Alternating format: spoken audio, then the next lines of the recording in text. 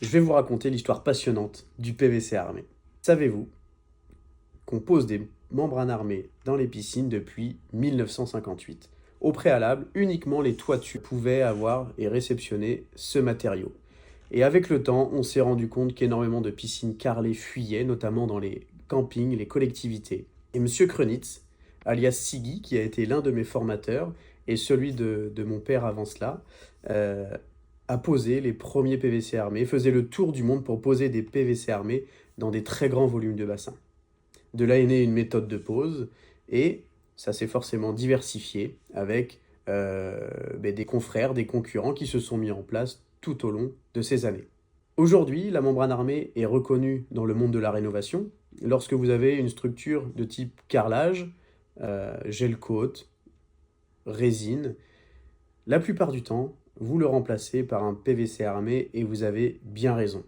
La durée de vie minimum d'un PVC armé lorsqu'il est bien entretenu, 15 à 20 ans. C'est pas pour rien qu'une garantie étanchéité sur une membrane est de 10 à 15 ans, c'est qu'on a la certitude que l'étanchéité de notre produit va aller jusque-là.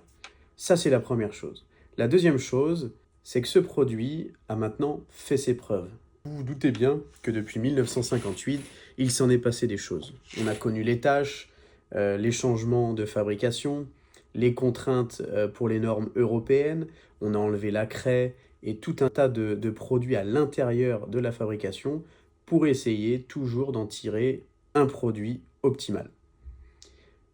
Il existe beaucoup de marques, à vous de juger peut-être par l'esthétique ou par la qualité, celle que vous préférez, mais une chose est sûre, c'est qu'il y a différentes qualités. Que ce soit par la trame, par le plastifiant, par la quantité de vernis, par la qualité des pigments, la souplesse, la mise en place, tout ça vous le verrez au fur et à mesure de votre expérience en posant différentes marques, en vous renseignant et bien entendu en écoutant des personnes compétentes et expertes dans ce domaine. Aujourd'hui, il y a énormément de tendances. Pierre de Bali, les texturés, mais ils ne sont pas tous de la même qualité. Vous pouvez en trouver de qualité correcte à des prix relativement faibles, mais sachez que même une membrane structurée avec une multitude de couches de vernis peut se décolorer avec un entretien un petit peu léger dans des délais très brefs. Beaucoup se sont dit oh, l'uni ça marche pas très bien, ça décolore, je vais prendre maintenant le texturé, il est plus épais, il est de meilleure qualité, il y a plus de vernis, ça va bien se passer. La plus épaisse des membranes, s'il y a un problème de traitement d'eau, une mauvaise pose, peut autant avoir de plis et se décolorer de la même manière qu'un uni classique. Ça, c'est très important de le comprendre. La base première, ça va être la pose, puisqu'il n'y a pas encore d'eau, de bien poser son étanchéité pour éviter les plis et lui laisser la liberté de continuer à bouger en cas de variation de température, de canicule, d'ajout d'une pompe à chaleur s'il n'y en avait pas, d'un abri s'il n'y en avait pas. Et tout ça, c'est votre pose qui va le définir et permettre au PVC armé de s'adapter. La seconde chose, qu'est-ce que vous allez inculquer à votre client si vous êtes un professionnel ou comment allez-vous vous former en tant que particulier pour entretenir et gérer votre traitement d'eau. Si vous ne connaissez pas ce que c'est le TAC, l'alcalinité de l'eau, si vous n'avez pas de régulation pH, si vous mettez du chlore dans votre skimmer avec des galets à chaque fois qu'il n'y a plus de chlore dans le skimmer sans analyser votre eau, vous êtes à côté de la plaque. Il est primordial de se former, de savoir qu'est-ce qui doit être fait pour que cela fonctionne.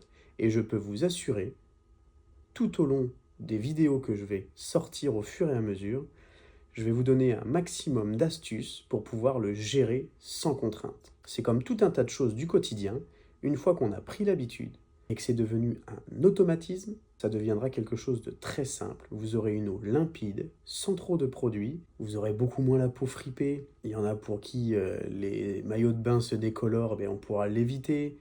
Mal aux yeux, pour tous ceux qui ont les yeux clairs comme moi.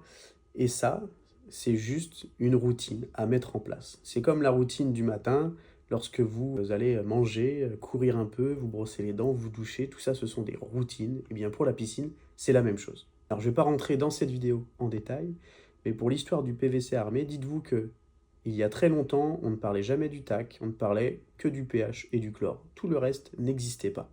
Algues moutarde, algues roses, algues translucides, ça n'existait pas. On ne regardait quasiment jamais la qualité de son eau, car il n'y avait que deux paramètres à gérer, c'était le pH et le chlore. Bien sûr, c'était peut-être une erreur. Nous n'avions pas les équipements qui nous permettaient de vraiment connaître les tenants et les aboutissants de tous les paramètres d'eau que l'on sait contrôler aujourd'hui. Il n'empêche que les eaux étaient limpides et l'entretien des piscines prenait beaucoup moins de temps. Alors bien entendu, avec l'évolution, on a sorti des électrolyseurs au sel, où on vous marque, en gros, sur les cartons, traitement automatique. Mais qu'est-ce qui est automatique? La production de chlore gazeux, notamment avec l'électrolyseur au sel, ou l'automatisme complet de votre piscine où vous n'avez plus rien à faire? Eh bien, ne vous méprenez pas, l'automatisme est bien dans la fabrication de chlore. Vous devez tout de même vérifier et analyser votre eau. Dans une prochaine vidéo, je pense que je vous parlerai de la routine idéale à mettre en place pour bien suivre les paramètres de votre eau et vous faciliter un petit peu la vie avec tout ça. Et comme ces traitements agressifs et efficaces sont arrivés après énormément d'années, bah forcément, qui dit traitement plus efficace, plus d'agressivité, plus de contrôle qui n'est pas forcément fait, eh bien, on a eu beaucoup plus de décoloration, de détérioration de la membrane, même des liners. Un liner, c'est encore pire, ça fripe de peur quand vous avez un pH en dessous de 6 et un taux de chlore supérieur à 5 ou 6 ppm.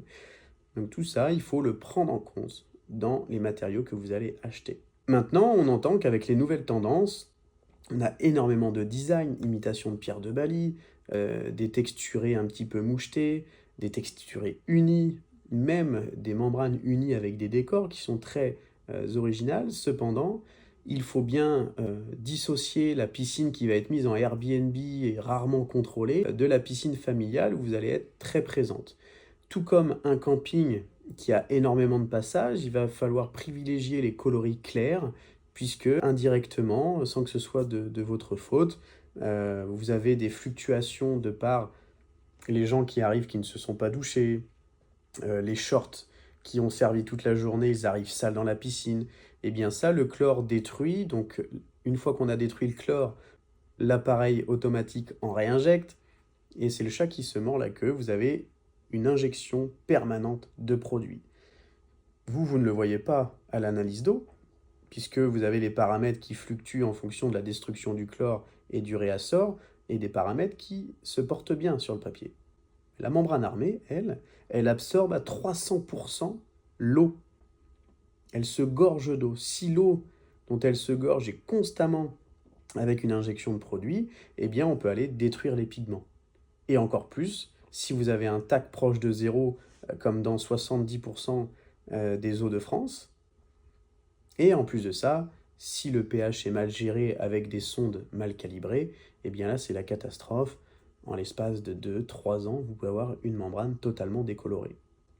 L'idée n'est pas de vous faire peur, mais si vous prenez en compte tous les éléments, les petits éléments que je vous ai donnés sur cette vidéo, vous allez pouvoir prendre conscience qu'il faut respecter son PVC armé, son liner, son étanchéité, pour qu'elle puisse durer aussi longtemps que ce que l'on vous a promis. C'est aussi à vous de faire le nécessaire, et je parle autant des professionnels quand ils font de l'entretien de piscine que le particulier qui veut la gérer soi-même. J'espère que cette vidéo vous a plu.